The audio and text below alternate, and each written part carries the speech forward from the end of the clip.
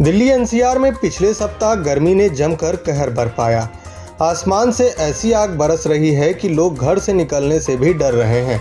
हालांकि इस रिपोर्ट में हम आपको डराने नहीं बल्कि बताने वाले हैं कि इस भीषण गर्मी में कैसे खुद का बचाव करें। हालांकि उससे पहले बीते कुछ दिनों के दिल्ली के तापमान पर एक नज़र डाल लेते हैं। बुधवार 4 जून तापमान 34.6 डिग्री सेल्सियस।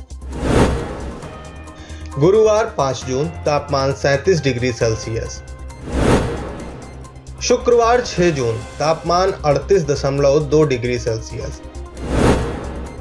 शनिवार 7 जून तापमान 39.8 डिग्री सेल्सियस। रविवार 8 जून तापमान 42 डिग्री सेल्सियस। सोमवार 9 जून तापमान 43.4 डिग्री सेल्सियस।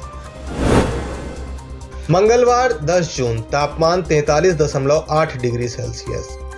लगातार बढ़ते तापमान और लू की वजह से लोगों को दिक्कतों का सामना करना पड़ रहा है। आने वाले दिनों में हीट वेव की स्थिति की संभावना है और अधिकतम तापमान 45 डिग्री पार कर सकता है। इन सब के बीच गर्मी और लू से कैसे बचाव किया जाए, इसको लेकर लोगों के मन में सवाल उठ रहे हैं। तो चलिए इन उपाय के बारे में भी जानते हैं। क्या कहते हैं एक्सपर्ट्स। मीडिया रिपोर्ट में एम्स के मेडिसिन विभाग के प्रोफेसर के हवाले से बताया गया कि शरीर का सामान्य तापमान 37 डिग्री सेल्सियस होता है। शरीर का तापमान 40 डिग्री सेल्सियस से अधिक होने पर शरीर को नुकसान पहुंचता है। मस्तिष्क के थर्मोरेगुलेटर सिस्टम हाइपोथैलेमस पसीना और कई अन्य माध्यमों से शरीर का तापमान कंट्रोल करता है।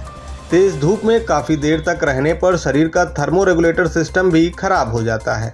ऐसे में लू लगने की आशंका बढ़ जाती है। इसके चलते थकान, मांसपेशियों में ऐंठन, डिहाइड्रेशन, सिर दर्द, बेहोशी और तेज बुखार के लक्षण हो जाते हैं।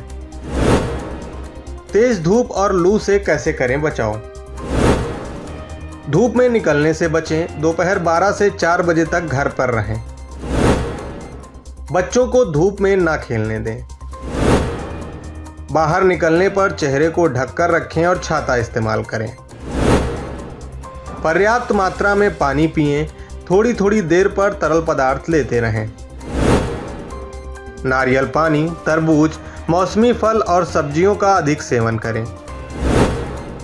सूती कपड़े पहने, चश्मे का इस्तेमाल करें।